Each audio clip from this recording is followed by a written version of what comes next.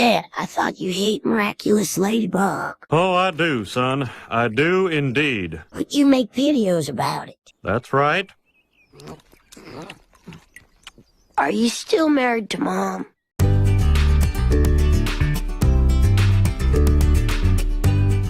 In this world of colors so bright and cheery, there's a certain cartoon that fills me with nothing but dreary. I hate Miraculous Ladybug so much, it makes me want to freaking clutch. After watching this awful display, I think I can safely say my head is in sheer disbelief and dismay. Why do people love it, I cannot say. The one I abhor the most is the main character, who is nothing but a foolish female caricature. I feel like her father. I always yell at her and I always bang her mother. Marinette or Marisu, the tale of belligerent. A protagonist who brings nothing but Mary Sue moments. In her pigtails and polka dot attire, she stumbles through life, a character so dire. Her voice is so grating it pierces my ears. I cringe and shudder, drowning in my fears. With her clumsy ways and ugly face, she fails at every turn, a sad disgrace. Her obsession, Adrien, so perfect and true. Yet Marisu's charms never shine through. Not because she has, God forbid, believable flaws, but because she's the ultimate Mary Sue. Makes me want to drop my jaw. In every episode, she trips and falls, causing chaos and mayhem as the plot calls. Her alter ego, Ladybug they call, but her crime-fighting prowess is appallingly dull. She's forgetful and distractible, making mistakes. Her powers and skills simply for show's sake. With her constant blunders and lack of foresight, Marinette's adventures are simply a plight. She's a clunky character who can't hold the reins. A protagonist far better off in the background remains. Her powers, her costumes all make me shake my head, for I truly despise her, I must sadly confess. Her battles and dramas I just can't share, for my hatred towards her, it's irresistible to declare. So let's not praise Marisu or sing her a song, for she's a character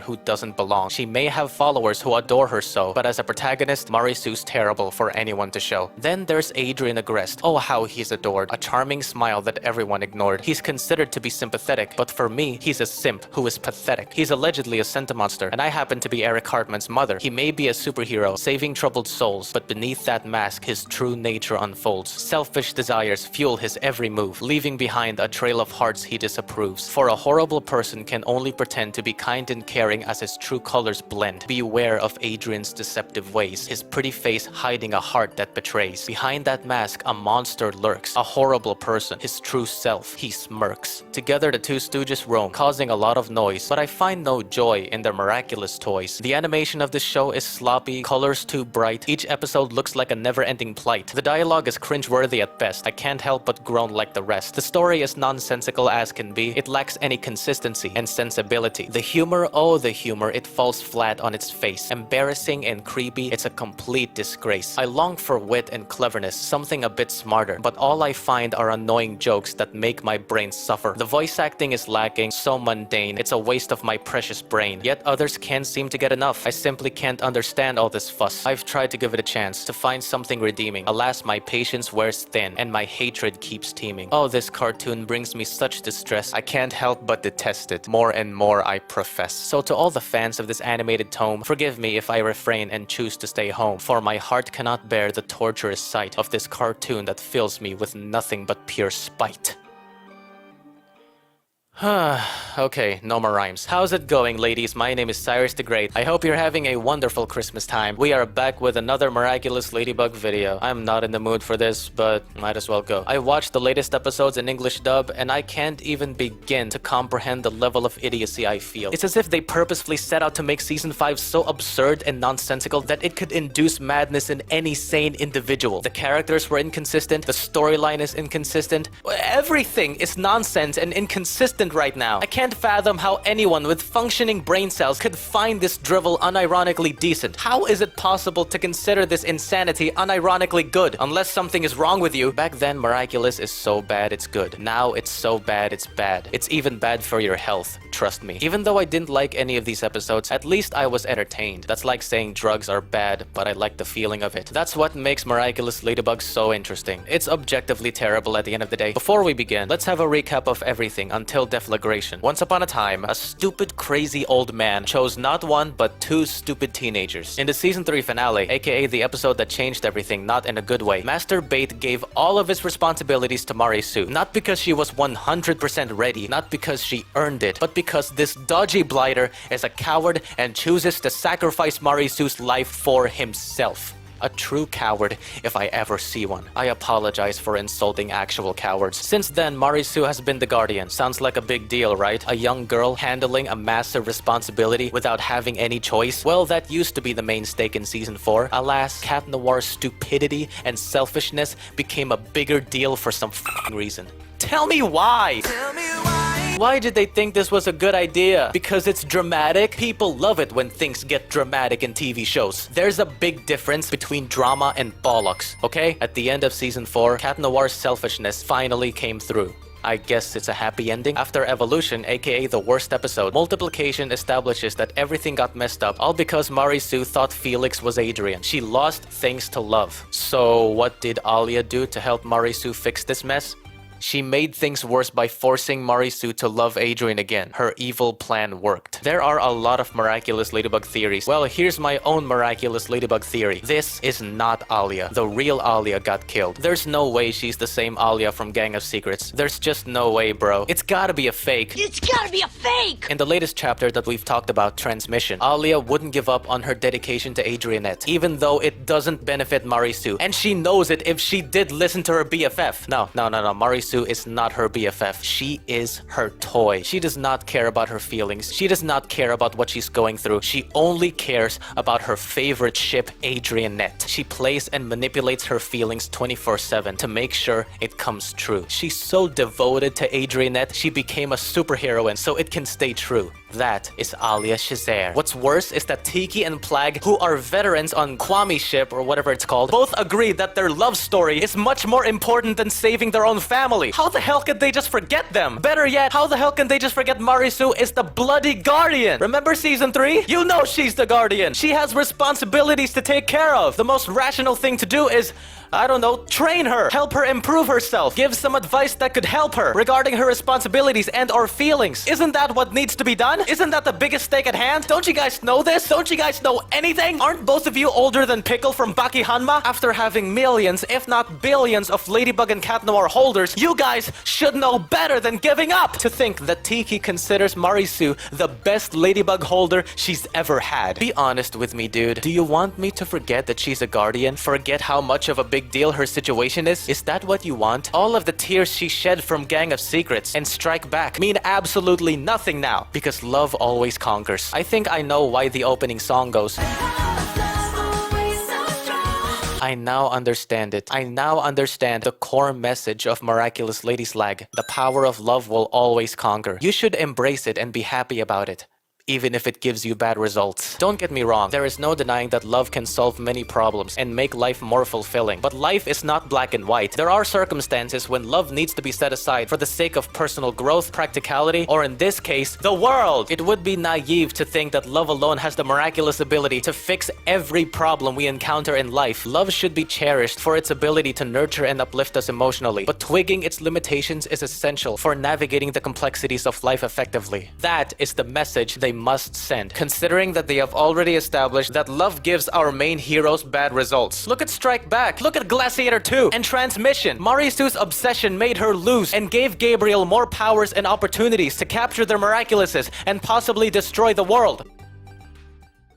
You know what? I take back everything I said. Alia is 100% correct. You should put all of your focus on Adrien. Who cares about any of these things? They can be fixed with your infinite creation powers! For those who forgot, in Mr. Pigeon 72, it is revealed that Ladybug can create. Does she have any limits? Your only limits are the ones you put on yourself. As far as I know, this was never touched upon again. I looked it up in the Miraculous fandom. I hate that I had to research it. There is still no update on Ladybug's true powers. Basically means that this remains a plot hole. Not a plot hole that can be seen as passable. It's a plot hole that can end everything if logic exists within Miraculous Ladybug. I've never seen a TV show that managed to obliterate its entire storyline with a single mind-boggling plot hole. It's truly astonishing how the writers could overlook such a glaring flaw and expect the viewers to blindly accept it. It should have been illegal for them to create this plot hole. You can create. The only limits are the ones you put on yourself. She has limits if she says so. What if she doesn't say so? Will there be consequences?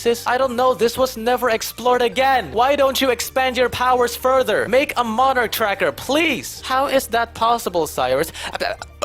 Impossibility is non-existent since limitless creation powers exist. This plot hole is so bad, it literally makes me stop caring about anything because I now know everything can be instantly fixed with her powers, if only she knows it. Speaking of not caring anymore, remember Felix? I used to think this guy is cool, then I hated him for being nonsensical. Then my opinions started to get mixed after finding out that the Centimonster theory is a fact, I guess. In Ephemero, Adrien couldn't resist the accomodization, thanks to the ring Gabriel was wearing. If I recall correctly, it was Emily's ring. Going back to Felix, after rewatching all of his episodes, after thinking about it for so long, I have developed my official standpoint on Felix. If you're curious about what it is, here you go, chaps. I don't care about him anymore! He appeared less than 5 times so far. It's been 4 whole seasons, more than 100 episodes, and Felix still doesn't get that much to him. To be frank, I forgot he existed, so I really don't care. I don't care about anything anymore. You can thank Ladybug's powers for that. It is the ultra plot hole. I used to think the Rooster Miraculous is the most powerful, but they were able to fix it in Destruction. The explanation wasn't that great. What do you mean by wish? The ability to score anytime I shoot. Doesn't that sound like a wish to you? Nathless, it was good enough. Why can't they do the same thing to Ladybug's powers? Tell me why! I will not accept it if the illumination comes from any social media platform. I will also not accept it if it comes from comic books. It needs to come from the show itself. If they can properly clarify how her powers work without pulling off inconsistencies, then it will still have a chance. Though not for me. I don't care anymore. As I said, 4 whole seasons, more than 100 episodes. They dragged the story on for way too long with way too many fillers and story progression episodes that go absolutely nowhere. Too many episodes, too little progression. Miraculous Ladybug. Therefore, IDC. So, why am I still talking about this? You are the reason. You can't seem to leave me alone! And I thank you for that. Thank you so much for all of your support, and I'm really sorry this video took so long to make. It ain't easy talking about lunacy while keeping myself together. I know that's no excuse to not make any miraculous content in a very long while, which is why I would like to apologize and assure y'all that I will try to be stronger. Not making any promises though. My curiosity is the other reason why I still want to watch Miraculous. I want to see where the show will take itself after committing suicide. I'm not planning on getting invested in anything. Instead, I'm gonna keep getting angry at everything because I know nothing's good anymore. If there will be good things to transpire, I won't care. It's too late to keep me smiling unironically, but it's never too late to piss me off. Reason number 3, I've made it this far. Might as well continue until the end. So without further ado, Let's burn this place to the ground!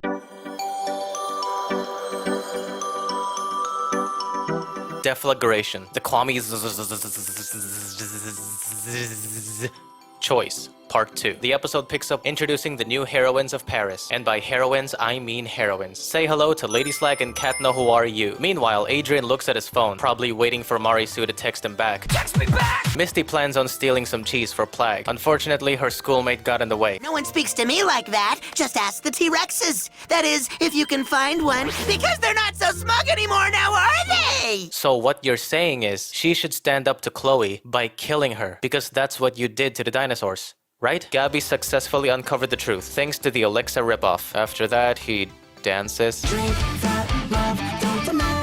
Question. How much is Batman's net worth? Probably less compared to the amount of times Gabriel talks to his dead wife. He's done this so many times to the point where a conversation between him and a plunger would be 1 billion times more interesting. No exaggeration. Remember that random guy you saw walking down the street 5 days ago? Admit it, you probably remember him more than you remember the Resistance. In case you forgot, the Resistance is a group of powerless wankers who are Ladybug and Cat Noir's backup. They're basically the assist trophies in Smash Brothers. They made an Akuma alarm. Monarch eavesdropped in the shadows and foils the whole plan. During munch time, he waits for his chance to strike. No! I can do this! Okay, they can't make her any more pathetic than this. Putting aside Tiki and Plague's agreement, Marisu willingly gave up her responsibilities to be with her crush. She prioritized her selfishness over the greater good. The least she could do now is pay back! Shut up! Chloe attempts to disrupt a canon event. Chloe gets akumatized for the 6th time in total, 7 times if this counts. She transforms into Soul Destroyer. Objectively speaking, it's one of the worst designs in the show, as it's the same as Soul Crusher. Very little effort was made to make it look different. They literally did not try at all. It's like Sniper Wolf designed this. It was stolen. Her powers are pretty much the same as Soul Crusher, but instead of growing bigger when she steps on people, she turns them into shoes that sings for her.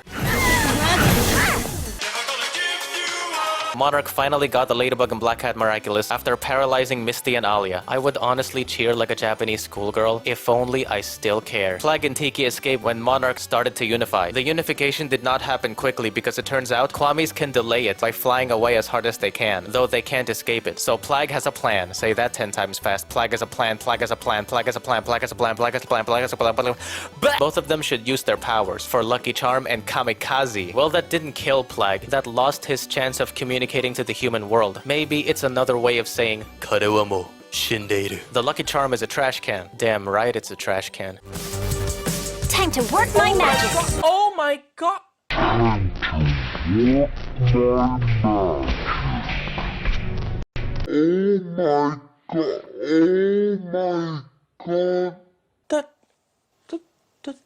That looks like dry noodles. No offense, Noodle. Marisu is about to save the day. Here's a fun story. Back in 2020, during my first year watching this show, I compared it to Power Rangers non-stop due to its goofiness and action-packed nature. Every time Ladybug, Cat Noir, or any superhero does their transformation sequence, I would sing the Power Rangers theme song. Looking at Marisu wearing a motorcycle helmet, which is basically what they wear, brought closure to my Power Rangers comparison years ago. Thank you for this. She looks ugly though. She set a trap to defeat Monarch. In order for the Black Cat Miraculous to come back, he needs to pull off Miraculous Ladybug, so he unifies into Monarbug. To be fair, this is so much better than Ladybug's default costume, as well as the 2.0 version, but it's mediocre. I like how the polka dots aren't everywhere. What I don't like is how these colors mix. Violet, black, and red don't go well together for me. That is violet, right? Or purple? No.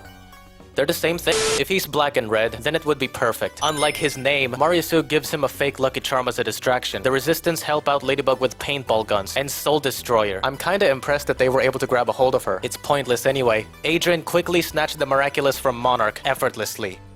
I'm sitting here, still wondering why Lady Slag didn't do it in the first bloody place! Look at the way he did it! There were no consequences at all! Adrien wasn't hurt, nobody got hurt, only thing that happened is he got the Miraculous! So why the f didn't you do it in Evolution or Destruction? Tell me why! Tell me why! I will forever hate these episodes, and I will forever hate you. Even after I'm buried alive inside of my own grave.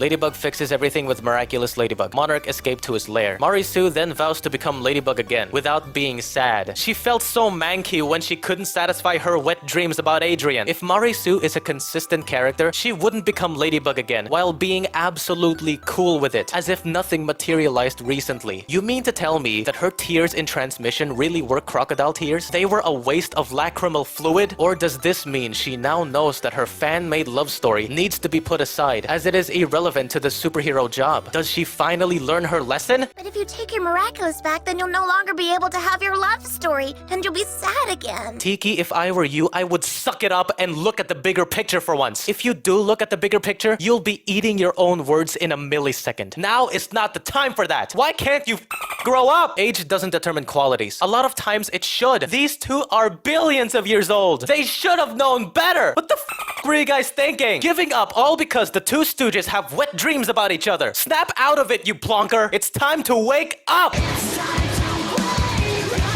The episode ends with the two Stooges saying this. I feel like there's only one formula that works, kitten.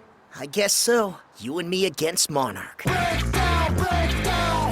Break down, break down. Break down, break down. Break down, break down.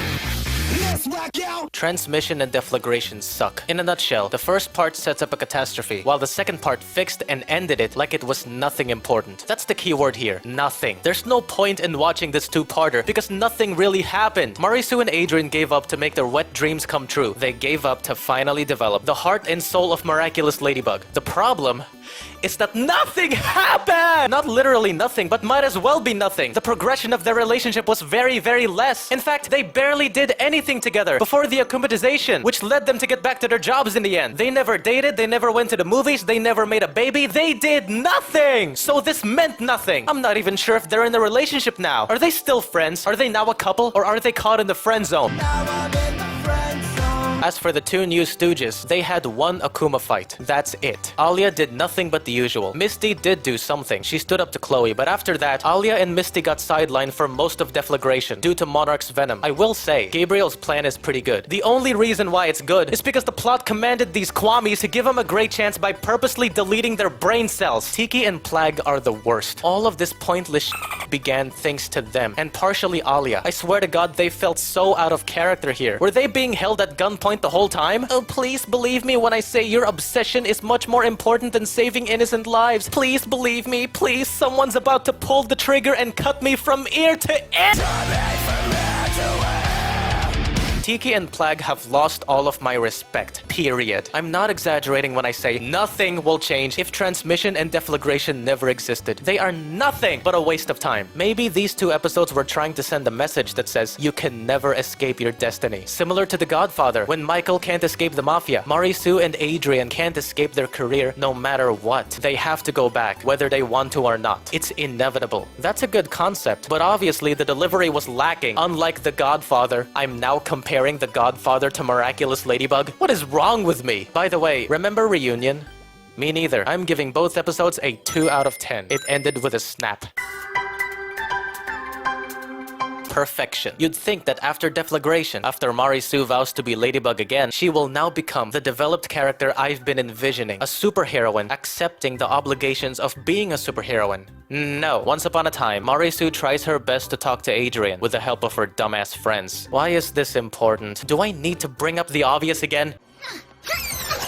From where I'm standing, your mission seems to be avoiding Adrien. Can you blame her? Her fan-made love story is the entire reason why she lost the Miraculouses in the first place. It's also the entire reason why she almost got akumatized in Glaciator 2. Yet the main goal here is satisfying her wet dreams. She's the Guardian. She's got work to do. The Kwamis are in danger. This entire circumstance is equivalent to a surgeon desperately trying to get a high score in Subway Surfers in the middle of a freaking open heart surgery. It's unjustifiable. Now is not the time for this, and you know it, you stupid tosser! You got it all wrong, Cyrus. That's not the problem here. The main problem is Marie-Sue's complicated love story with Adrien. Well, that's exactly my problem. I can't fathom how this is the main problem. How is this the main problem? Why is this the main problem? Marie-Sue, what's your end game? Why do you want to make a baby with Adrien so badly at a time like this? Because it will surely help Monarch to win? Or will it give you more strength? Is that why Alia is so determined to make this come true? Love is what gives her strength? Now that would actually makes sense. When you truly love someone, you find a deeper motivation to go above and beyond. Love empowers you to tackle challenges head on, to push past your comfort zone, and to use your unique talents to make a difference. Love instills confidence in your abilities. It's a constant reminder of what truly matters in life. Embracing love with open arms can be the secret formula that propels you towards success and fulfillment. If only love does give Marie-Sue more strength, but it doesn't. It only made things worse, and they know it! As previously mentioned, love can't solve everything, especially Marie-Sue's ball game. If they plan on sending a good message, or at least deliver rational sense to the table, then I believe that Marie-Sue taking care of herself is what her character development needs to be. For me, Marie-Sue's current situation is a perfect example of unhealthy love. Should I even call it love? There are moments when love destroys you mentally. You end up constantly overthinking, obsessing over every little detail, or neglecting your own needs in the process. Look at Marie-Sue, dude. She's going mentally insane over Adrien. She can't say I love you without a picture of a cow. Let that sink in. She's losing her sanity over a boy. You think now's the time to take a break from this crap? Trust me when I say it's okay to step back and regain your balance. Sometimes we need time away from certain individuals to regain self-worth and recharge our sanity. It's not selfish, rather it's an act of self-care. If you're constantly drained or suffocated in a relationship, friendship, infatuation, or obsession, prioritize yourself for once. Remember, loving someone shouldn't hurt this much. A healthy relationship starts with a healthy state of mind. Take care of yourself. There's plenty of time to come back refreshed. Give yourself the chance to heal and grow stronger again. Love will come naturally when the time is right. Let me say it again.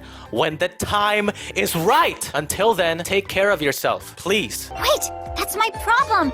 I don't know why, but I don't feel feel good enough, and that's why I can't talk to Adrien. Yeah, you don't feel good enough. You wanna know how to feel good enough? Self-care. But no, instead, the episode concludes in the most unacceptable way possible. Marisu concludes that Ladybug is just an excuse to get away from Adrien. A valid excuse, I might say. That's like saying my job interview is an excuse to avoid my social life because I need to focus. Valid excuse, mate! Instead of saying that, she said, I'm the problem and I don't know why. You're the guardian? You have responsibilities? Don't you remember anything, you chavtastic chav? Alia replied with this. Don't worry, we'll figure it out, girl. That's what friends are for. Oh my god! Oh my god! How am I supposed to believe that's true? Oh sure, your friends are the answer. Even if they're not. Sometimes our friends are the best resources. When it comes to navigating the treacherous waters of love, their insight can be invaluable, providing a fresh perspective that may help us see things more clearly. However, there are times when our friends simply cannot help us figure out our love life, or fail to offer any useful guidance. Look at how Marisu's friends tried to help her. They keep on coming up with unnecessarily complicatedly dumb ideas, not simple, straightforward ideas. But Cyrus, this is Marisu you're talking about. She can't make progress with love, even if it's done simply. Well, her friends can't seem to do the same. They can't make any progress for her as well. A certain episode that comes later supports my argument. If her friends and herself can't make any progress, then this proves my point. Marisu should take a break from this madness. Combat. Clearly, it's destroying her sanity and wasting everyone's time. She needs time for herself. She needs to realize that now is not the perfect time for this. Take a break, you stark raving maniac! Actually, you know what? Forget everything that I've said. Please listen to Alia. Now is the time for love. No need to worry about your problems. They can all be fixed with your infinite creation powers! Do it now! Fix everything! The epilogue shows that Kagami's mother is pissed that her daughter got akumatized. Is this her first time getting pissed at Gabriel? This isn't the first time Kagami got akumatized. Perfection is a disaster from start to finish. It is so astoundingly terrible that it made me question the existence of coherent storytelling. The plotline is a contrived mess, jumping from one nonsensical event to another with no logical progression whatsoever. The characters whom I had grown to admire, I'm looking at you, Alia, are now reduced to mere caricatures of their former selves. Mostly every spoken word and decisions the characters made are either contrived, nonsense, or both. Anything new? Actually, yes. They sing, including Nino. A lot of you might have expected me to lose my mind in a bad way over Nino's vocal performance. Dude, I'm not. I think he's great at singing.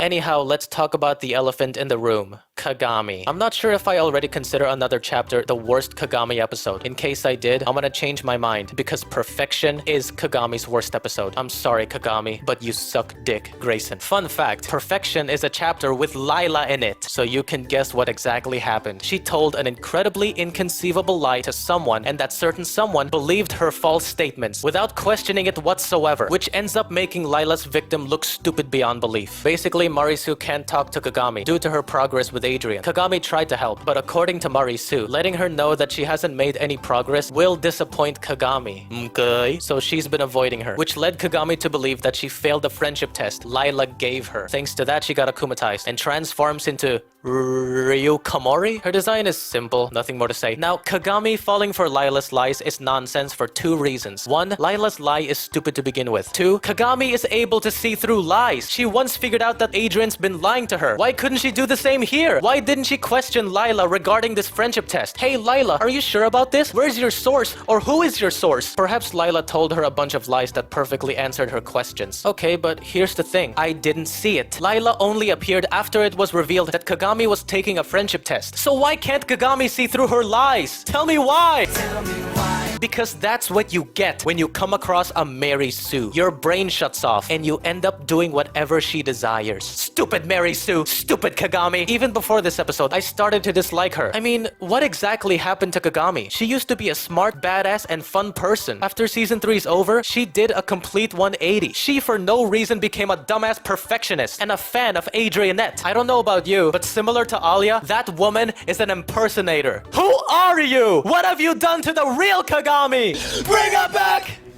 I beg you, bring her back! Or else I'm gonna put out your eyesight now! Put out your eyesight now! If I ever, and I mean if I ever plan on watching Perfection again, particularly the first 2 minutes, I will seriously cut out my family jewels with industrial scissors. I swear to you, I was so infuriated by Marisu's stupidity. I literally cried. I mean it.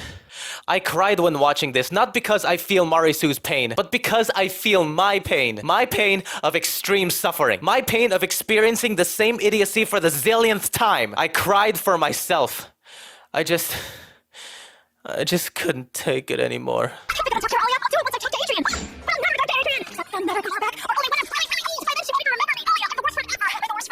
Please.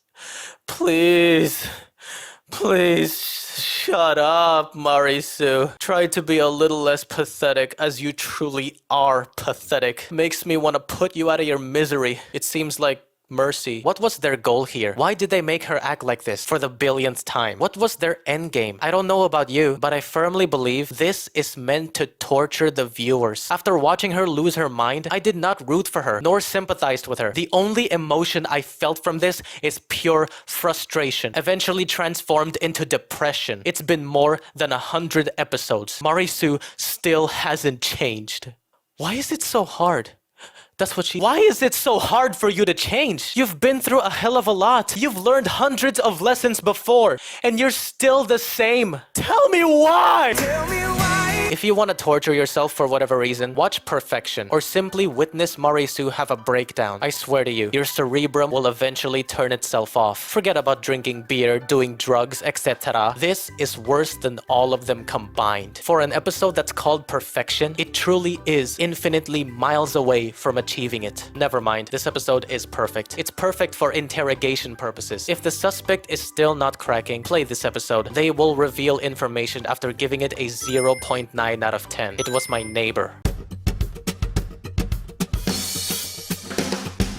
Migration. Migration means moving to another country or place to live. Guess who's gonna migrate? It begins with this guy, Reggie. It begins with Reggie teaching a bunch of twats. There's a problem with me, but I don't know what it is. There are things I can't tell Adrien, but it turns out there are also things I can't even tell myself. And if I can't tell myself, how am I supposed to tell Adrien? This proves my point. Since your love life is driving you nuts, take a break. Trust me, self-care is the best solution for you right now. Maybe love is her biggest weakness. She can't live without it no matter what. She needs to fix it in order to be strong. What? What are you saying, Michael? I don't know, bro. I ran out of ways to explain this magnitude. Her plight is so difficult to comprehend. Next up, Adrien. His problem is he finally found his inner tune, but Marisu can't find hers. What scares me is that this might make her feel upset, and I wonder also if you could love someone fully when you don't know them completely. Why do you love Marisu? Huh? Why do you love her? Why haven't we been molded together in the I don't want to look at you anymore, Adrien! Get out of my face! As for these two, who cares? Later, Jared Stone's manager offers Kitty Section a contract. Notwithstanding, it's a trap. Only Reggie gets to make music. The rest can suck it. Based on the contract, he basically owns everything. The name of the band, the music videos, the website, everything he says, everything he does, every single amount of money he spends on condoms. If he truly is a rock star, he would be buying condoms. This whole crate is condoms and lube. Asking Alexandria. You know you're on an Asking Alexandria tour when you get shipments of condoms this big. Ben, show us what we're gonna do with these condoms. Woo! The reason why only Reggie's joining is because Eggman needs to find a replacement for his father. I understand why he would sign the contract. Everyone deserves a second chance, including the snake people. Here's the thing, they signed the contracts without reading it! Who the f does that?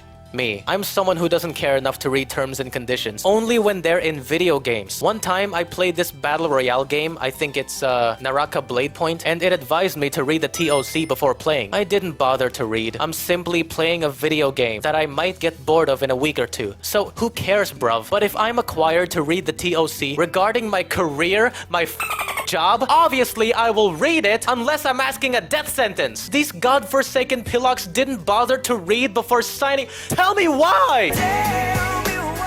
It's filled with small print and ambiguous phrasings. Well, would you look at that? You were able to perceive it after reading it. So why in the world did y'all not read before signing? It's as if y'all purposely set out to make life more complicated, blindly throwing caution to the wind like a bunch of reckless and relentless fools. That album is a masterpiece, changed my mind. Reggie was about to be akumatized, but he successfully resisted as he can't afford to get akumatized. No, I'll never tell you! Never! Shut up! Instead, Dr. Eggman gets akumatized. He transforms into Gold Record. He doesn't look like a supervillain. He looks like a normal guy who got painted gold all over his body. I don't like it. His powers are turning humans into CDs that musically reveal their secrets. Honestly, compared to all of them, Julika is the best.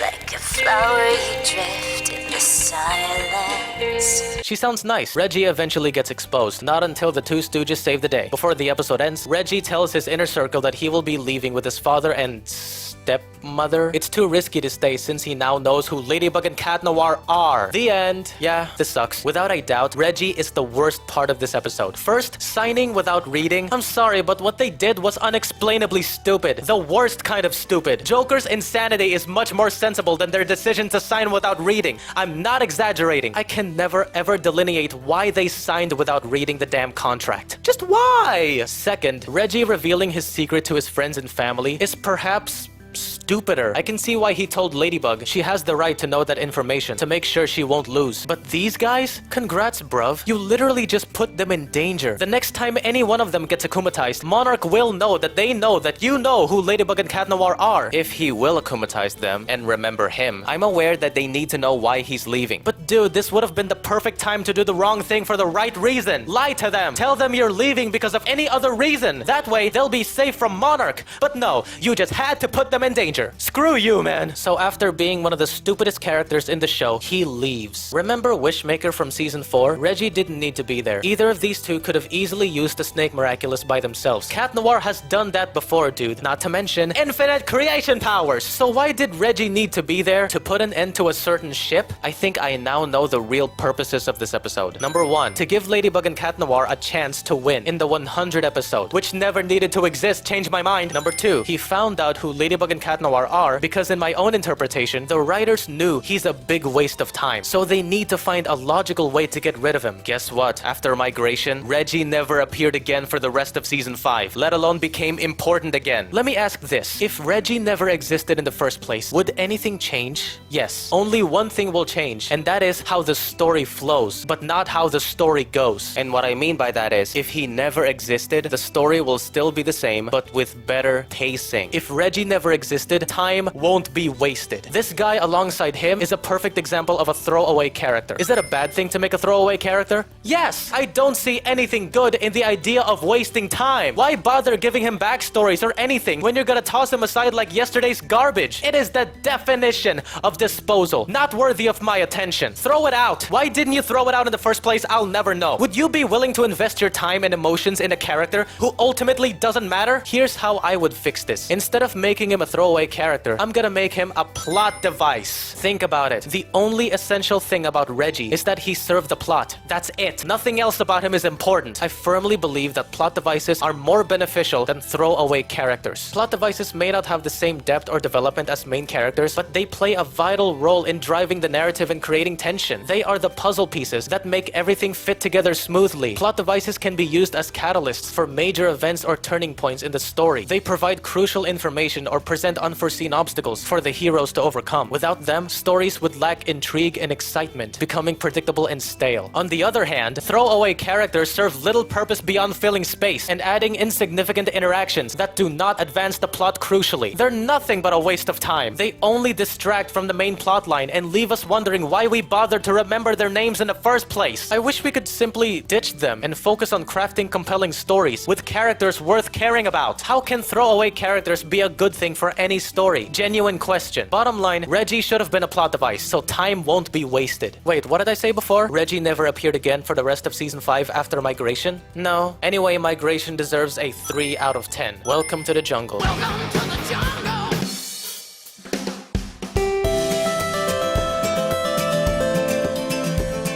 Derision. As we all know, Marisu has been a psychopathic stalker for a long time. It's one of the biggest things I despise about her character and the entire show. She's always been the dark Juliet of this love story. Well, what if I were to tell you that they made a sad backstory to explain her lunacy? That's right, ladies. A running joke has a sorrowful background. I'll admit, it's a stupid idea, but I'm open-minded. Stupid ideas can work with great execution. Look at Ghostbusters. The concept is a mess, but they made it work with execution. Can the same thing be said for this? Let's find out. Once upon a time, Marisu got triggered by Adrien's invitation to the swimming pool. Supposedly, Marisu experienced the trigger as she was on the verge of revisiting the place where her first heartbreak transpired. A long time ago, she was bullied a lot by Chloe. One day, she fell in love with Kim. When Kim invited her to the swimming pool, she was pranked hardcore with spiders. Thanks to that, Marisu became a stalker. Let me ask these questions first. If PTSD is her motivation for stalking on her love life, why didn't she stalk on Reggie? You fell in love with him, right? So stalk him. Make sure he's not another Kim. How come she was never reminded of her traumatic event whenever Kim and or Chloe was around? One time Marisu motivated Kim in Dark Cupid, and she willingly believed Chloe could change. Plus, she became friends with Adrien. Bruh, she's friends with Chloe or used to be. Don't you have PTSD? Why weren't you triggered? She wasn't traumatized by the pranksters, but rather the place. Then how come she wasn't triggered when she invited Kagami to the swimming pool? The same exact swimming pool. In Gorizilla, her friends were waiting for her at the same swimming pool. No trigger. She wasn't traumatized by the pranksters nor the place, but the event itself. Does that make sense? Well, it's essential to recognize that everyone experiences PTSD differently. Some individuals may not display immediate symptoms or be triggered by things associated with their trauma. Unpopular opinion, her backstory did not contradict the entire show 100%. It's still contradictory, but we'll get to that later. In my opinion, it does make sense that she wasn't triggered by simply looking at Kim and or Chloe after all this time. She was triggered specifically by Adrien's invitation to the pool. That's her trauma, not the pranksters, not the place, but the event. The idea of going to a pool date with Adrien triggers her because it reminded her of what occurred long ago. She became irrationally scared for remembering or possibly experiencing the same thing again. So yeah, this makes rational sense. Speaking of rational sense, one of the biggest purposes of Derision is to give a rational explanation to Marisu's craziness. Apparently, her PTSD is why she's been a disgrace to society, a psychopathic stalker, a thief, etc. Here is exactly what she said after the traumatic experience. I'll never tell another boy that I love him before I know everything about him. Whether he's kind or not, thoughtful, what he does outside of school and with who, I'll know everything. His birthday, all his first names, his schedule, his favorite things, and above all, I'll make sure that he is not friends with Chloe. I'm no expert in mental illnesses, but based on my research, Marisu has hypervigilance, a symptom of PTSD. This is PTSD, right? She's constantly on the lookout to defend herself from experiencing her trauma again. That's why she stalks on Adrien, to make sure he won't end up like last time. It's all a defense mechanism. I'm not saying every person who suffers from PTSD acts like this. What I do want to say is, not everyone has the same reaction to their PTSD, so her reactions are somewhat comprehensible, not saying they're justifiable. She didn't do the same thing to Reggie or Cat Noir when she fell in love with those guys because they aren't friends with Chloe, and she's not aware that Cat Noir is Adrien, so there was no pretext to keep an eye on them specifically. Also, Marisu couldn't bring herself to tell Adrien that she loves him as she needs a picture of a cow due to her PTSD, not because of a recent disaster. This still makes sense, ladies. If someone experienced trauma long ago and they faced a much bigger trauma today, the impact of the first trauma would still be remembered. Traumatic experiences have a profound effect on humans, leaving lasting imprints on their psyche. Each traumatic event leaves its own unique mark. While the intensity of the recent trauma may overshadow the previous one temporarily, the initial trauma would still remain a part of their memory. The first trauma cannot simply be erased. All in all, Marisu's past does somewhat serve as a rational explanation for her bad actions and stupid decisions.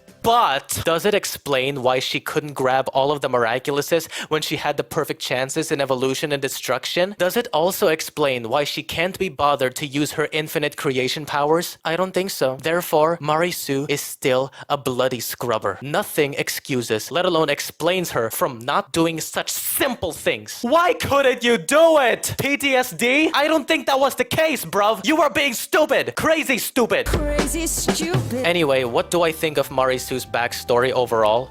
It's bad in the end. Let's get into it. Quick heads up, I don't care about Chloe anymore, but she needs to be discussed. Problem number 1, foreshadowing. How was I supposed to know that her stupidity was something I should be feeling bad for all this time? How was I supposed to know that she was worried about something else after the events of Strike Back? You can't expect me or anyone to understand her PTSD problem right away without doing any research. Look at me, I had to do research and ask a bunch of questions because PTSD is not a self-explanatory thing, especially for kids. It is a complex psychological psychological condition that affects citizens differently, and therefore not everyone exhibits the same reactions. A little foreshadowing would have helped, or at least make it easy to understand, you stupid moron. I was invested in Chloe's backstory back then because they revealed clues early on, and it was scattered throughout in an easy way to grasp before her mother made an appearance, which brought closure to her backstory. It was simple foreshadowing. But Marisu, no foreshadowing at all. As far as I know, her traumatic event was never hinted at. There were no clues to it. All she did was stalk and obsess over Adrien again and again and again and again and again and again. Maybe these two could have talked about what happened to Marisu long ago. Maybe some people who witnessed her traumatic event could have discussed it or remembered it in their heads when Marisu went to the swimming pool. Any type of herald would have helped a lot. I mean, how can I get excited for Marisu's origins if they never gave me any clues along the way? You could have at least told me that it was something important. A good story is all about building anticipation. Preparing the viewers for upcoming revelations helps them feel more invested. Without foreshadowing, a flashback would feel forced and contrived. It's like they panicked and tried to spice things up last minute. Sorry, but I'm not buying it. Marisu's past experiences with Chloe was indicated, but there was never any indication specifically for her traumatic event. Actually, her flashback does have build-up in 3 episodes from season 5: Jubilation, Perfection, and Migration. Okay, but it's kinda late. More on that later. Problem number 2, Kim. He's an inconsistent maniac. In the retrospection, he didn't take any of Chloe's basic insults as what they are, because I think it's his dark humor. If Kim's humor does go that way, how come he didn't laugh when Chloe took a stupid picture of him in Dark Cupid? Come on, Kim, laugh a little. Don't you have dark humor? The joke was directed towards him, so he didn't find it funny. Okay, does that mean he learned? No! He's back to his old self in Derision. He isn't willing to apologize for having dark humor. Also, he pranked Marisu with spiders, despite his fear of spiders. So what did Chloe say to you this time? She offered to go on a date with you? No, she threatened to tell everyone I'm afraid of spiders. I'm pretty sure this wanker has more inconsistencies, but without a doubt, the most inconsistent thing about this guy is his feelings for Chloe. Let's revisit past episodes, only the ones regarding his feelings for Chloe. In Maledictator, everyone, including Kim, celebrate after Chloe left. So that means he doesn't like her, even though he snatched Alia's phone for her. Chloe took a stupid picture of him. Chloe threatened him. Kim offered himself as a dancing partner. He became a human shield for her, and he invited Chloe to the movies. Does he like her or not? Honestly, what other proof do I need? Look at him. He's so happy that she's gone. Clearly, he hates her, right? Maybe he started gradually liking her again after she saved Paris with Ladybug. Yeah, that kind of makes sense. Except in later episodes, I see nothing but either Kim getting annoyed or not giving a about Chloe. In Queen Banana, he agreed to make the film without her. In Penultime, Chloe's aloof pissed off Kim. Lastly, in Perfection, look at his face. He's mad that she took Marisu's territory. So does he hate her? I don't know. In Derision, he says Chloe is the prettiest and funniest girl in the whole universe. What? Where'd that come from? As far as I know, this was never foreshadowed. I never saw Kim reconsider his feelings for Chloe. So was he in character when he said Chloe is the prettiest and funniest girl ever? Most definitely not. It doesn't make sense due to the events caused prior to this murder. When did he change his mind about Chloe for the billionth time? Makes me wonder, was Kim in character in the flashback as well? No, I highly doubt that. I firmly believe that before this took place, he used to be someone who doesn't like dark humor and who doesn't like Chloe. Until one day, out of nowhere, dark humor became his thing as well as Chloe. I need to know more about this guy to make sure he was in character when he pranked Marisu with spiders, and to make sure he does admire Chloe. Does he like her? Does he not? Spill the beans already, you stupid blighter! Chloe's the prettiest girl in the world and the funniest. Hey! Do this thing! Be my Valentine? Wait till everyone gets a load of this! Yes, Kim? What did Chloe say to you this time? She threatened to tell everyone I'm afraid of spiders. How about a dance with an awesome guy? If you touch one hair on Chloe's head, you'll have to answer to me. I asked Chloe. Remember? The girl I told you about in my class. Hey, Chloe, you're the one who's supposed to stop the book. There is no way that I'm touching that round thing. I don't see a reserve sign anywhere that reads pathetic, ridiculous, or utterly ridiculous. Chloe's the prettiest girl in the world and the funniest. Chloe's the funniest girl in the world and the Chloe's the girl in the world and the prettiest girl in the world and the funniest. seriously, there's no rhyme or reason behind his constantly changing views on Chloe. It's honestly hard to keep up with his ever-shifting feelings. You never know what you're gonna get with him. One day, he's head over heels for her. The next day, he's so happy that she's gone. And the next day, he thinks Chloe is the prettiest girl in the whole universe out of no... Please tell me, where the hell did that come from? Is he the same Kim or a different Kim? Does this flashback take place in an alternate dimension? Most likely, look at her hairstyle. Definitely dimension B. Kim is frustrating to watch. Will he ever make up his mind about Chloe? Is there something wrong with him? Is he okay? Is he forgetful? If so, then I can understand. If not, then he can go suck a dick. Grace it. If you're gonna have a character who persistently changes his mind, show it on screen. Because, you know, show, don't... not show. I think it's logical to conclude that his feelings for Chloe is still not set in stone, even after this episode. I bet you all my life savings that sometime later in the show, he will go back to his old self. He will fall in love with Chloe once again for no reason whenever the writers need him to. It just doesn't make rational sense that he would say Chloe is the prettiest girl ever in front of his girlfriend, and considering everything that happened before. Listen to the way he said it. Chloe's the prettiest girl in the world and the funniest too. You can tell that he was forced to say that. Please don't reveal my biggest secret to the world. I promise I will say Chloe is the prettiest girl ever, even though I don't like her. It's all a trick by the writers. Don't you want to give Marisu a hug right now after what she's been through? I can't express how manipulative the writing is. Back in season 2, I don't exactly know how Audrey became the way she is, but at least she was consistent, unlike Kim. Problem number 3, lateness. It's cool to know that Marisu's origin story has foreshadowing, but I wasn't able to notice and care about it because it was done a little too late, that it made her backstory seem out of nowhere. It feels like they just made this up. Seeing is believing, but sometimes just making stuff up is super believing. The crux of the matter is, so much has happened already. Mr. Pigeon 72 existed beforehand. My investment in the storyline is gone. So what's the use of expounding her psychopathy now? Because you and a lot of people won't stop calling my favorite girl a creepy stalker.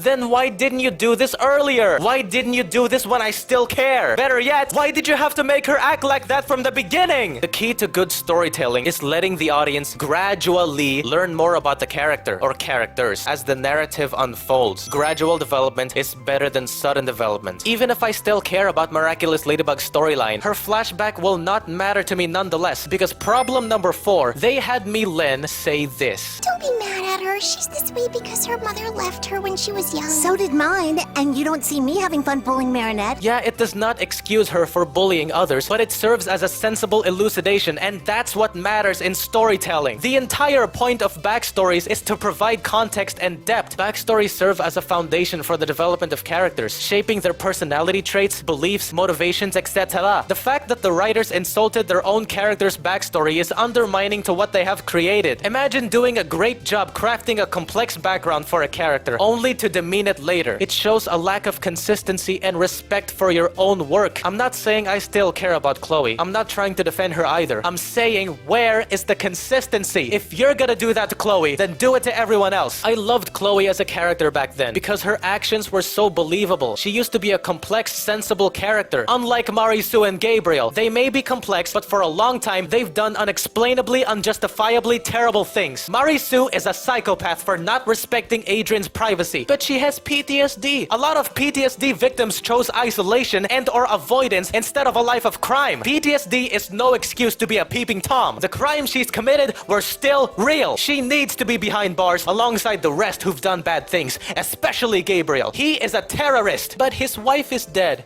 Everyone's got dead people. That's never an excuse to be the destroyer of worlds. Len destroyed this episode. Derision is meant to elucidate Marisu's foolishness. Who cares, bruv? This woman opened my eyes. Apparently, backstories don't mean anything. Backstories shouldn't mean anything. So, derision means nothing.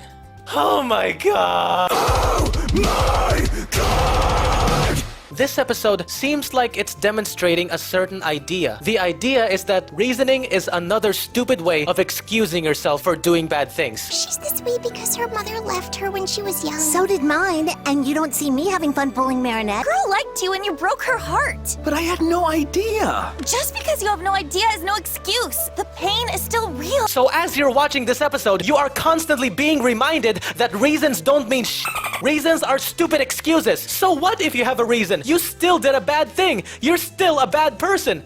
Okay. Meanwhile, the writers are explaining Marisu's intention behind her stalking tendencies to excuse her from being labeled as a lunatic. I don't care! I shouldn't care! She still did bad things! She's still a maniac! What's the point of making sense of her lunacy when it doesn't matter according to you? Also, Rose, can I ask you one question? Just one. How do you know? How do you know? How did you know about Chloe's mother? I mean, you must have some kind of rock-solid proof that her mother abandoned her when she was a child. You must have that, right? So, what is it? Please, share. We're all very interested. Now's not the time to be strong and silent. Correct me if I'm wrong, I do not recall Chloe sharing this information to the public, let alone Rose. I don't remember Chloe talking to her classmates or Rose about her past. Rose and Chloe are not close friends. They're not friends at all. So, how did she know about Chloe's mother? Tell me how! How? Really goes to show that the writers were trying so hard to convince me that Chloe is a piece of shite. Their hatred for Chloe was taken too far to the point where they added more inconsistencies, further destroying the quality of the series. Miraculous Ladybug, do you hate yourself? If so, then we can be the best of friends. Me, Len, I despise you. I'm sorry to say this, but you're no longer one of my favorite characters, including you, Rose, and every single one of your friends. I'm glad you two are aware that Chloe's actions are terrible, but Marisu, her friends are okay that she knows everything about Adrien. She knows everything about Adrien. Creepy, no? Yeah, it's so romantic. Tell me why! Tell me why! Because she's your best friend? Tell me this, you goddamn hypocrites. What if Chloe is your best friend? Would you be okay with her actions? Bottom line, this flashback doesn't work. It's useless and out of nowhere. The characters bended over backwards for the sake of victimizing Marisu, not for the sake of making any sense. It's like the writers refuse to accept that Marisu is undeniably a psycho by giving her a sad flashback out of the blue to make us feel guilty. Did you know, Cyrus? Marinette has trauma. You were dissing on a person who's been suffering from PTSD all this time. I bet you feel like now, huh? How does it feel? How does it feel to call a PTSD victim a psychopath? You should be ashamed of yourself, Cyrus. Shame on you! The Joker suffers from mental disorders. Is it wrong to call him a psychopath, even though he kills, manipulates, etc.? You tell me, you Burke. Also, I think I'm still willing to call Marisu a psychopathic stalker. I know it's not logical considering that she doesn't stalk anymore, but since she never got any punishment for it, I might as well keep on calling her a psychopathic stalker, for the sake of justice. If no one's gonna punish her, I'll do it myself. As I said before, not everyone has the same reaction to their PTSD, because not everyone is insane. In this case, Marisu is insane. PTSD does elucidate, but can never vindicate her insanity. She is a lunatic.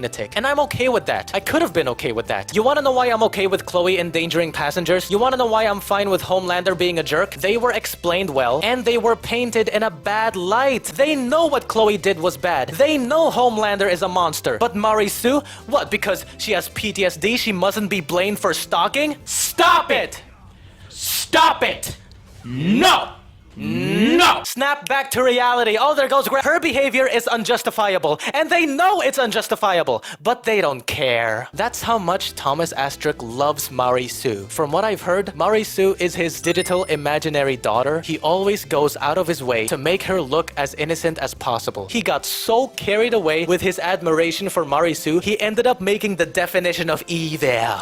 He literally tried to justify Marisu's derangement as if she never did anything wrong. It can be interesting to delve into the psychology behind Marisu's actions and figure out why she does what she does, but justifying it needs to be criminalized. I'm literally experiencing deja vu here. Back then when I was a stupid Chloe fanboy, I tried justifying her bad behavior. I'm so sorry for that. Right now they are doing somewhat the same thing I did with Marisu. They're basically sending a message that says, it's alright to do whatever you want as long as you have a good enough excuse. Is that the kind of mindset we should be promoting in a kids show? How about about we empathize or sympathize with characters without condoning their brainlessness? Being able to understand someone does not mean we have to vindicate their actions. In spite of that, there might be a tiny exception. When it comes to humor, sometimes glorifying a character's imbecility can be played off as a joke, as long as it's clear that it's for laughs and not to endorse such behavior. If only Derision was meant to be a joke, as I did laugh my ass off. It really feels like a joke. Not to mention, Marisu's psychopathy has always been a running joke, right? So why can't her flashback be a joke? It would have been so appropriate. A joke explaining a joke. Genius! But no, instead, it's serious. You are supposed to take Derision seriously. Stupid idea, but as I said, stupid ideas can work with great execution. Problem is, this doesn't have that. If Thomas Astruc is aware that Marisu's behavior is unacceptable, then he should have given her well-deserved consequences. Marisu shouldn't have been with Adrien in the end. She doesn't deserve that after all she's done to him. Why bother elucidating her criminal activities when she never received or never will receive ramifications for it? The thing is, if you just do stuff and nothing happens, what's it all mean? What's the point? There is nothing more frustrating than a character getting away with their crimes while other criminals face penalties. This inconsistency in the show's portrayal of justice can leave the viewers feeling disillusioned. Makes me wonder, what kind of moral compass does this guy have? If she can get away with stalking, phone theft, memorizing an entire private schedule, etc., then why not do the same with every other bad person in Miraculous Ladybug? Why only Marisu can get away with her crimes as if they weren't crimes at all? Tell me why! Because she's a Mary Sue. So no matter what I do, hooray for me because I'm a great guy! In conclusion, if a flashback tries to spell out something while offering retcons, inconsistencies, contradictions, a finishing move that destroys its purpose, and worst of all, if it tries to justify criminality, it's a horrendous flashback. And that, ladies, is the worst backstory I have ever witnessed in my life. Probably because every single backstory that I've seen so far were all done well. This is my first time analyzing a terrible backstory. And what do you know? It came from Miraculous Ladybug. So typical! So typical! How can I fix Marisu's backstory? I won't be giving her one. It's unnecessary, since I'm not gonna make Marisu a creepy psycho in the first place. Simple as that. If I were to make her a creepy psycho, then I would obviously paint her actions in a bad light, and when it's time to reveal her personal history, it will simply elucidate, not vindicate. I need a break. Kitty, didn't I tell you to wash up and get ready for dinner a few minutes ago? Yes, ma'am? And you didn't do it? No, ma'am. After disclosing possibly the worst backstory ever made, Kim gets akumatized, transforming into dark humor. That's not funny at all! It's seriously dangerous! Yeah, you wanna know what's also not funny and seriously dangerous? Stalking! During the battle with dark humor, Cat Noir tried to kill him! For God's sake, I thought you feel bad for killing! First you'd feel bad for doing it, then you don't, then you do, and then you don't! What the hell do you want? Do you wanna feel bad for killing or not? I honestly don't care which you choose, but make up your f***ing mind! Please! I've had enough! I've had enough! And to think that he's doing that because he loves Marisu so much. And why does he love Marisu so much? Why haven't we been more... After defeating Dark Humor, Kim apologized to Marisu. He's gonna revert back to his old self sometime in the future. I just know it. Or he's not the Kim we all used to know. In the end, Marisu learned a lesson I've been trying to say repeatedly. She needs time off. Good for her. This is all new to me as well. I won't always know how to react. That's no excuse for nearly killing mortals. What you did was still real. The epilogue shows that Adrien and Chloe's friendship is officially over. For the second time. What kind of reaction were you expecting me to have from watching this part? Surprised? Depressed? Satisfied? Dude, we've already seen this in Queen Banana, and I can't help but feel embarrassed whenever Adrien expresses his love for Marisu. Chloe, how dare you? How dare you hurt the woman who tried to kiss me while I was pretending to be a wax statue? Oh my god! The episode is finally over. Derision fails as a backstory episode and as an episode in general. For the most part, it purposely forgot prior canon events and it tried to do its own thing as if it's not part of an ongoing story. Nah, I'm gonna do my own thing. Shut up, Miles! You're black! It's super ironic that they did a much better job with Chloe's backstory, only to destroy and insult it afterwards, all because a certain someone hates her. Marisu is now receiving the same treatment. This time it's for realsies, yet they failed a hell of a lot. It's actually laughable. Laughable and ironic. 0.4 out of 10. Milen for president. So when I think of stalking, I think of like following someone in some way with malicious intent, without their knowledge. But what about stalking? Like you believe that you're so in love with this guy and you decided to stalk them. Is that normal? Dang it. Stalking is bad. You shouldn't be stalking anyone. It is very bad. Yeah, it's bad, but is it normal? As in, talk to you later. like anger issues and stuff? No one should be stalking anyone. Stalking is bad. It's a level of obsession that's not healthy for anybody, and it could be considered a criminal offense. Oh, I missed you. How can stalking be explained by anyone? I can't explain it at all. What causes stalking? So, if I change my avatar, derangement. was it If you someone's would deranged, she probably. Someone who's That's related deranged. to me. But what Probably about same reason? Probably like Doesn't matter because probably similar I reason don't to someone like would what my tongue why is someone would doing. harm another or So, something, yeah. or kill someone. They're just deranged. what about if someone who's extremely There's traumatized? No normal. No, Traumatized that would be people a negative. Don't stalk at all. That's right. They want to keep away But- from something. Trauma makes you want to keep away from things. But what if That's probably there probably isn't that as an excuse. That's weird. like what if how do I explain this? I watched this episode from Miraculous Ladybug where they explain Marinette's stalking by PTSD. Apparently Marinette has PTSD, that's why she stalks on Adrien. My menu's not PTSD updating as a because reason it's for a fictional stalking? character. Another avatar. It's Yeah. not showing up. No, that doesn't sound very sensible. It's not working. Like it doesn't sound believable to anyone? No, usually post-traumatic stress renders you incapable of doing most things. It's an inability to handle exposure to a past situation. It very rarely motivates you to do anything except curl up into a ball or avoid social contact. It shouldn't really be a motivator to do anything. Oh, okay.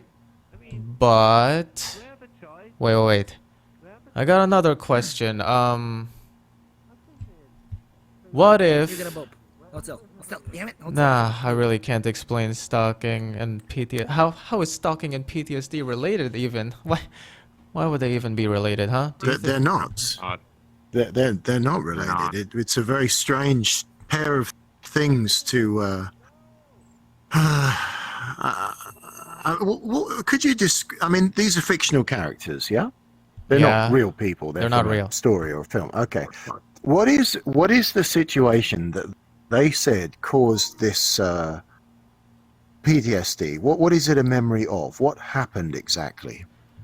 Well, once upon a time, Marinette falls in love with a guy named Kim, and Kim was about to prank her without Marinette knowing, and Marinette accepted the date to the swimming pool, and then the prank was, will you be my girlfriend, Marinette? And then Marinette says, I love you.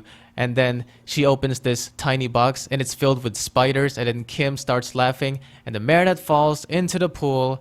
And then that's the trauma. She fell in love, but it turned out to be a prank. And now she got the motivation to stalk. And the motivation is, I will never fall in love with a boy ever again, but if I do, I have to know everything about him, his schedule, his birthday, his favorite. I need to stalk him to make sure he won't prank me again. Okay. Yeah. I see what they're going for. Go on. You speak. You do your thing. You got a good handle on it. Yeah, Kirst. she's still deranged. For that, that. Like, that's the entire reason why she wanted to stalk on Adrien, because she fell in love with a guy again, and she stalks on him just in case, just to know everything about him before considering to love him, because last time she fell in love, it was a prank, a traumatic prank with spiders, and I stalk you because I want to know more about, to make sure that you're not like last time? Is that... Yes, because talking to them is out of the question. Yeah, because she's just a teenage girl, but wait, is that even... she's just a teenager, keep that in mind. So, is stalking a valid explanation? I mean, is PTSD a valid explanation for stalking? And keep in mind, I said explanation. Hey, no feet. No, I wouldn't count that as PTSD. I would just say she has a very damaged level of trust. She doesn't have post-traumatic stress. That's a different thing. I say they're using the wrong name for the condition. I think she just has a very limited ability to trust people. And yeah, there you go. Anxiety disorder, trust issues. So if she had PTSD, she'd have things like constant flashbacks of spiders, and she wouldn't be hugely functional around people. It would be crippling. I suspect she's been treated very badly by somebody, and she now doesn't trust partners in general. So, I'm back. Sorry. Welcome back. Yeah, thank you so much. Yeah. So, sorry, I didn't mean to interrupt you. But I see the link they're going for, but I think they've used the wrong name. So, yeah. Okay, but well, Welcome back. I got another question. It regards Marinette again. Go for it. So, since she got traumatized by Kim pulling a prank, specifically a guy named Kim, will she get triggered by seeing his presence? Like, if she sees Kim around her radar, will she get a PTSD trigger or something like that? Yeah, that's much more likely. Yeah, because she would have a really negative reaction to that person, possibly to the giving of gifts if she's given a gift. That could be defined as PTSD. You know, I cannot say effectively no, suffering the same reaction again as your body thinks that it's about to experience the same condition, like, say, the spider situation. If she opens a box, she may be afraid. That's PTSD. Soldiers commonly get it around loud bang sounds. They're conditioned to avoid explosions and things. So when they hear something make a loud sound, it will often make them react in a negative manner. And it's a sensible reaction. It's the body or the mind has been hurt, and it's trying to avoid the same pain again, which makes good sense. So yeah, she's gonna suffer when she sees that person, when she sees a box. Yeah. What an ass that guy was to give her those spiders and to be such a nasty piece of work. What a terrible thing. Stop. Okay. But it's a thing that I can see kids doing, you know. Yeah. Well, last question. Well, since this is the case of that show, Miraculous Ladybug, Marinette saw Kim the other day. Kim, the guy who traumatized Marinette with a traumatizing prank. She saw him the other day, like the next year of school. Last year, he pulled off a traumatic prank. And the next year, she suddenly isn't triggered by seeing Kim, the guy who traumatized him. So where's the PTSD there? It could also just be very bad writing. If it's a TV show, you might find there's a different writer who is unaware of the previous circumstance and has not really reacted to it. The character may be acting in a bad way because it's literally written by a different person, and that person has not really paid much attention to continuity. So it could be a fault in the writing. Yeah. Continuity. Because logically, logically there should be a reaction there, shouldn't there? And it may simply be a bit of poor continuity, poor writing there. Some meat to drink. Yeah. Yeah. Happens from time to time. I don't need a drink, but it's Friday, so it's... Well, thank you so much for your answers, mate. I got the ear.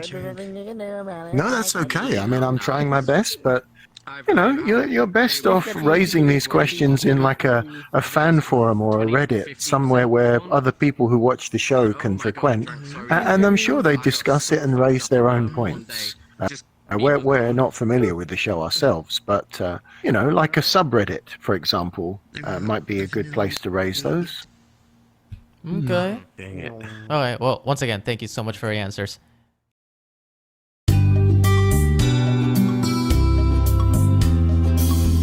Intuition. Once upon a time. You'd no longer be superheroes! Oh, for the love of... No, I'm not doing this. I'm not doing this. I shouldn't do this. I need to take care of myself for once. My health matters, okay? I got so much to live for. Talking about Miraculous is no way to live. Goodbye.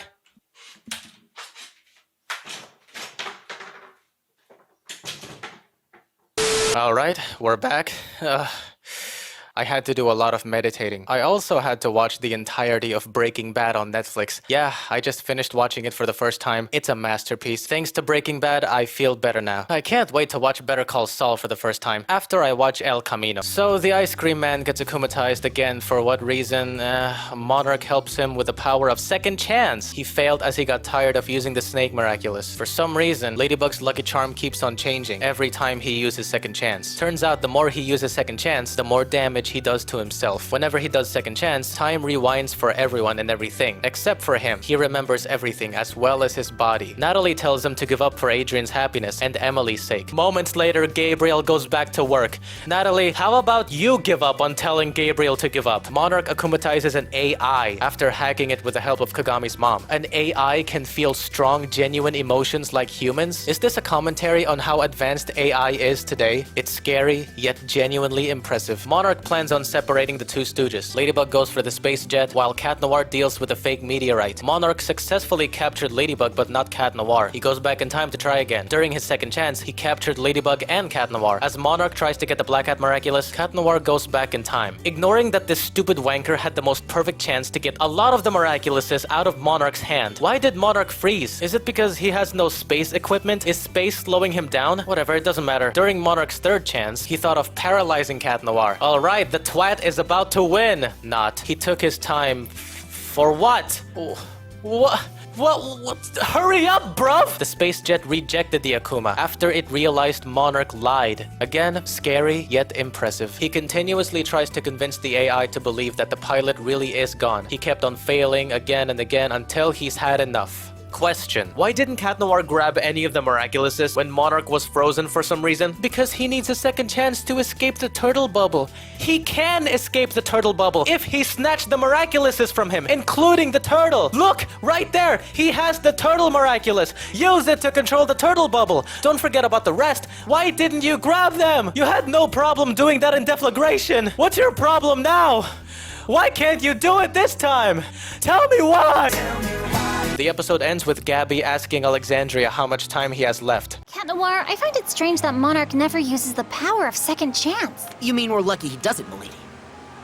What's the point of this epilogue? To showcase how truly stupid they are? Them, of all people, should know how that Miraculous works. Especially you, Ladybug. You're the guardian, right? Nah, you probably forgot about that, you stupid donut. Intuition kinda reminds me of evolution and destruction. To this day, I'm still thinking about these two episodes. Why were they unable to accomplish their objective despite having ideal opportunities?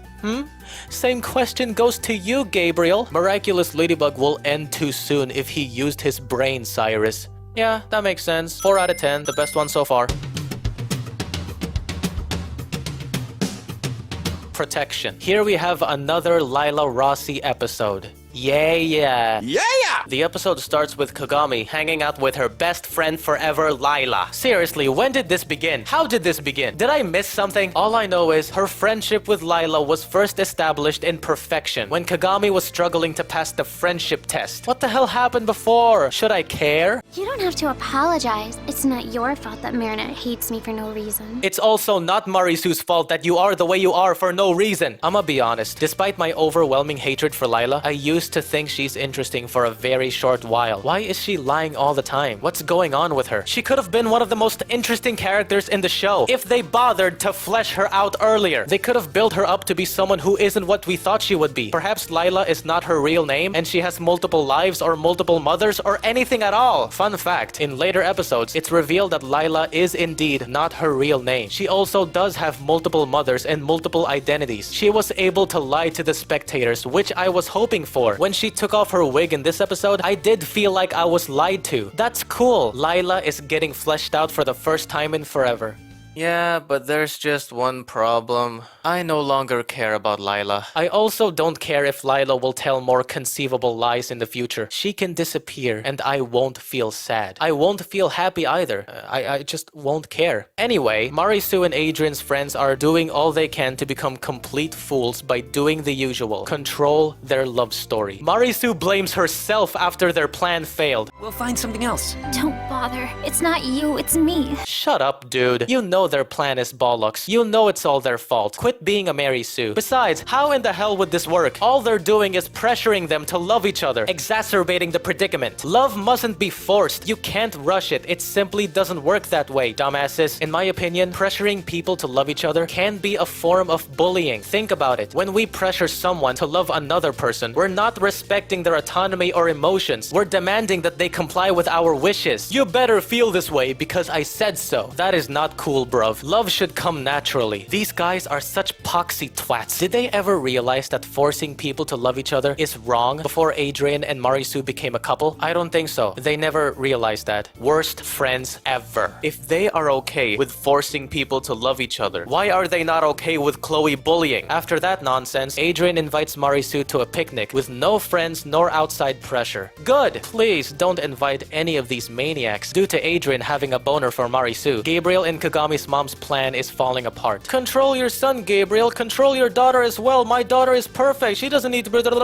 I don't care. Gabby commanded Adrien to stop seeing Marisu. Rightfully so. Despite that, the picnic date continued thanks to Natalie. The power you have over Adrien doesn't mean you can go that far. Bruv, if you knew what Marisu has done to Adrien, you wouldn't have done that. Meanwhile, Kagami admits that she still has feelings for Adrien, but she tries her best to refuse. Reminds me of that one regular show episode where Margaret is still fond of Mordecai, but not as good, obviously. Lila tells Kagami that Marisu is a manipulator. She gets akumatized, transforming into Riposte Prime, another 2.0 version of an already established akumatized villain, instead of something completely new. Oh, Kitty, I know you can't hear me, but do what you usually do. Cataclysm before you think, and it'll be perfect. Please, please, please, please, please. What? Did I hear that correctly? She wants Cat Noir to Cataclysm before thinking, as usual. She wants him to Cataclysm what or who? Cataclysm the bubble? Or riposte? Is that what she meant? Let me get this straight. Marisu literally hoped for Cat Noir to kill Kagami? Or does she want him to Cataclysm the bubble before thinking? Either way, I have no idea what she said, why she said that, and what she meant. After defeating Riposte Prime, she gave Kagami a magical For Christ's sakes, Marie, it's for Christ's sake, it is not worth it. Take this magical It won't solve my problems. Exactly right, dude. Ever since Dearest Family, her magical charms became useless, and she knows it. Yet she still hands them out? Why not upgrade them with your infinite creation powers, you stupid concubine? You can do that, right? Yes, you can. That's a nice argument, Senator. Why don't you back it up with a source? My source is Mr. Pigeon 72. Please forgive me, Marinette. Even though you lied to me and manipulated me, that did not give me the right to attack you like I did. Imagine if that was Marisu. Forgive me, Adrien. I know I have PTSD, but that does not give me the right to stalk you. It's true, Kagami did not have the right to attack her. It's also true that Marisu is a manipulator. Lila told the truth for once. How did these two become friends in the first place? Through Marisu's manipulation. To this day, I refuse to accept that they're true friends. Their friendship is nothing but a forced one. How are they true friends after that? Realistically speaking, after Marisu made a complete fool out of her and had the gall to talk to her mother, Kagami should have punched or slapped her in the face. When Ladybug talked to Kagami, she had to make sure that her manipulation comes through by saying, "The girl who took advantage of you is indeed your true friend, so please don't kick her in the balls." Kick her in the balls! Two Mary Sues were able to manipulate two different Kagamis. It's all about forced writing, baby. The bottom line is, Lila is correct. By far, her best lie ever. It's not even a lie, it's the truth. I still don't care about her though. Then maybe you'll listen to me. Wow. Imagine confronting your ex-girlfriend in your pajamas. Marinette's not a liar or a manipulator. She's brave, generous. She listens to others. And she kisses wax statues! Kagami tells Lila she refuses to be her puppet, but she still wants to be her friend if her friendship is genuine. Compared to your friendship with Marisu, your friendship with her is a lot more genuine, not gonna lie. But seriously, Kagami, quit being so naive. She manipulated you already. Why bother continuing your friendship with her? Tell me why. Protection sucks. I've got nothing more to say other than my argument earlier. This is not Kagami. Why would she be the same Kagami? She is nothing like what she used to be before Season 4 began. Perhaps she got character development. That's your idea of character development? A complete 180 out of nowhere? No. The real Kagami was killed, replaced with another Kagami from a different dimension. Someday this dimension will unravel. It'll be her fault and responsibility to fix it. God, I love Spider-Verse, but not Protection. 3 out of 10, Kagami's dead. Adoration. The principal arranges an end-of-the-year dance. It is exactly what it sounds like. Look at the way his beard moves as he talks. Marisu and Misty are chosen to organize the dance, which will take place in the Eiffel Tower if they can convince Misty's landlord. First, they have to go through her cousin. Meanwhile, Adrien wonders if he could attend the party. Gabriel refuses, rightfully so. You're an aggressed. Too exceptional for... Marinette is exceptional too. That's so true. Marisu is exceptional. Correct me if I'm wrong, but there can't possibly be another girl who earned a boyfriend after doing this. Velma got akumatized after refusing to do what Chloe commanded. Say that 5 times fast. Chloe commanded, Chloe commanded, Chloe commanded, Chloe commanded, blah, blah. She transforms into Vanisher. Vanisher frames Marisu for theft after setting it up with her magical whistle. Everything she touches with her whistle, she will retrieve them by whistling. Kinda like Thor's Mjolnir. Kinda. Somehow, Principal Owlface believed all of her false accusations, including the part where Chloe said Marisu was about to melt her phone. That's such a convincing accusation, huh? Chloe, please, give yourself a medal.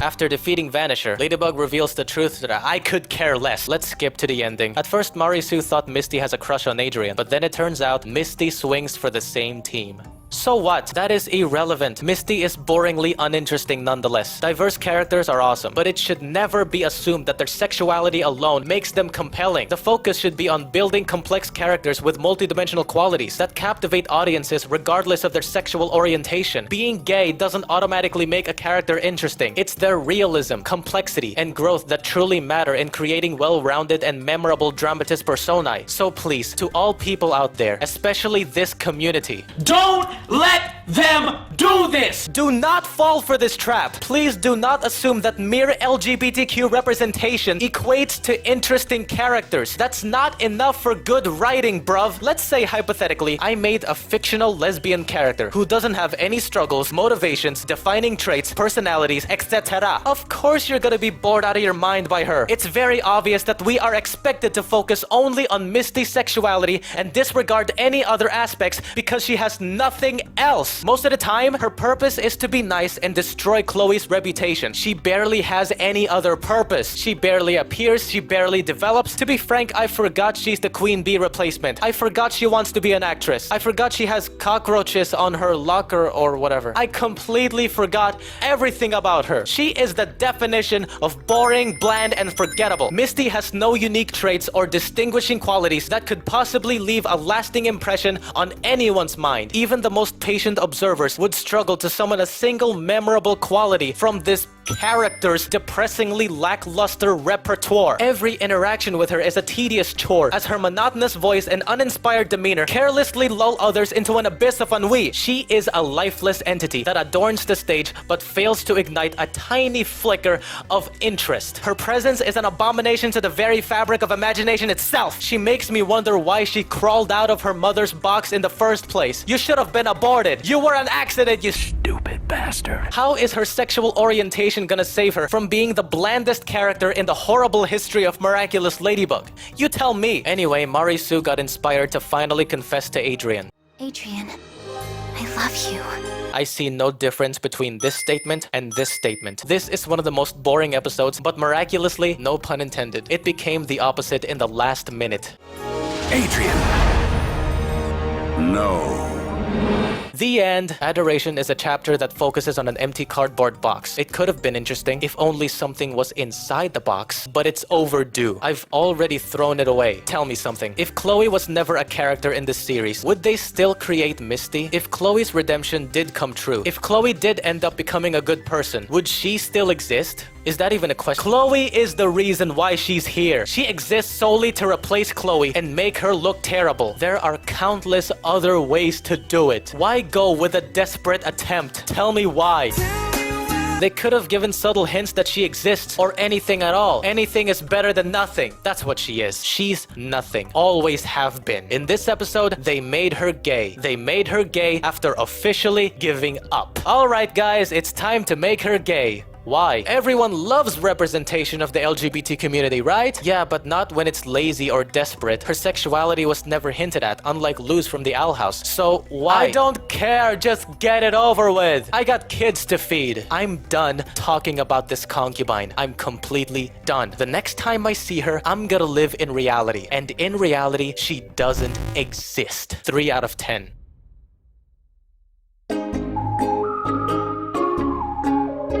Emotion should have been the title of this show. If you think about it, the driving force of mostly every chapter are negative emotions. Miraculous emotions. Emotional ladybug. Adrien attends some sort of party without telling Marisu to not make her sad. I stopped making Adrien plans and I decided to let things happen because no, I can't control everything and yes, he is free to do whatever he wants. So instead of facing retribution, she shrugs it off and says, what I've done is wrong. Nah, I'm not accepting that. A character learning from their crimes is not enough if they never faced judgment for it. It's nice to know that she's realizing her mistakes, but without experiencing the wrath of justice deservedly, can we really say that she has grown? No, I think she will do it again. I think she will stalk again, knowing that she can actually get away with it, with no punishment at all. Consequences are essential to maintain the integrity of the story and ensure that justice is served. Without them, there is no tension or balance in the narrative. Confronting consequences is a crucial part in true character development. This is not true character development. It's a free get-out-of-jail card. I wonder who gave her that card. Classic Mary Sue vibes. Alia tells her that Adrien is going to some sort of party. A party of powerful people showing off their airs. Okay. Kagami is also invited. I wasn't invited? Of course not. You're not a precious stone. You're just a stone. Misty was supposed to attend, but she doesn't care, so she gave her ticket to Marisu. During the party, Marisu says, "It's okay, Adrien, I don't think of you as a wax statue anymore." Turns out he's not Adrien, it's Felix, aka Argos.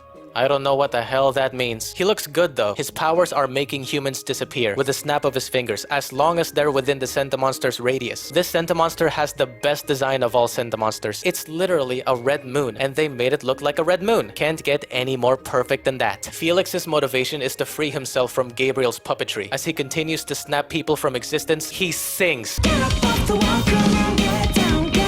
Ladybug arrives to kick his ass, but lets him kick her ass instead after using Lucky Charm. Felix stumbled upon Kagami, who tells him that he made everyone she's loved disappear except Adrien. Now, not true. She doesn't love him. The real Kagami loved him. I want the real Kagami back. How can I be happy without my friends, without my father, without the girl I love? You mean the person who kisses wax statues? Felix thought Marisu is still here, but no. Realizing he has no knowledge of what he's doing, he brings everyone back and snaps his sister from existence. Can you forgive me, my friend, my sister? You're serious. I get it. These two are indeed Centamonsters. Is that why they're stupid? Is that why Adrien fell in love with a wax statue kisser? I don't know. The episode ends with Lila getting rejected by Gabriel, and the epilogue reveals that Lila knows who Gabriel is all along. Oh, golly gee shucks. What makes you think I would give two f***s about that? Emotion is boring. Same case scenario as Adoration. Making a whole chapter that focuses on a boring character that barely appears sounds boring. And it is boring. 3 out of 10. Am I in hell?